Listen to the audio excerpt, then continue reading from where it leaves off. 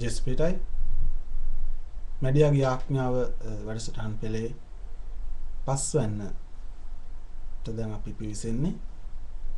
අපගේ අද දවසේ පළමු වන තේමාව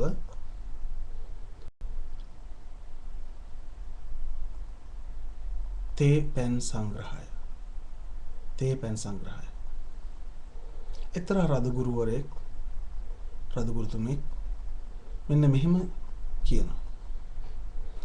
ක්‍රිස්තුන් වහන්සේ ගිය හැම තැනකම විප්ලවයක් ඇති වුණා. මම යන හැම තැනකම ජනතාව මට තේ පැන් වලින් සංග්‍රහ කරනවා. ක්‍රිස්තුන් වහන්සේ ගිය හැම තැනකම විප්ලවයක් ඇති වුණා.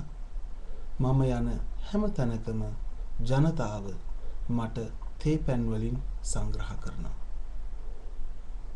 තේරුම් ගන්න මොකද්ද එතුමා කියන්න උත්සාහ කරේ කියලා. ක්‍රිස්තුන් වහන්සේව ලෝකෙට බලපාපු හැටිත් එතුමාව ලෝකෙට බලපාන හැටිත් තමයි බෙදාගන්නේ. දෙවන කතාව.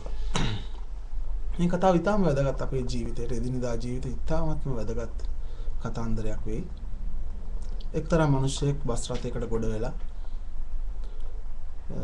ඔහු ඉඳ ගන්නකොට දකිනවා තරුණයෙක් ඉන්නවා එක සපත්තුවක් පමණක් පැලඳගත්තු. ඉතින් ඔහු ටිකක් වෙලා බලලා ඔහුට ස්ථිරයි මොකද්ද මේ තරුණයාගේ එක සපත්තුවක් වැටිලා කියලා. ඉතින් ඔහු කල්පනා කළා මනුස්සකමට මේ තරුණයාගේ හිත සනසන්න වගේ නේද? කල්පනා කරලා මෙහෙම කියනවා. අනේ වාගේ සපත්තුවක් වැටිලා නේද? එතන මොකද්ද පිළිතුර? නැහැ මනුස්සයෝ, මට සපත්තුවක් හම්බ වුණා. පිළිතුර මට සපත්තුවක් හම්බ වුණා. වදන මට පැහැදිලි හැම දෙයක්ම හැම විටමත් නිවැරදි නොවේ. මට පැහැදිලි හැම දෙයක්මත් හැම විටමත් නිවැරදි නොවේ.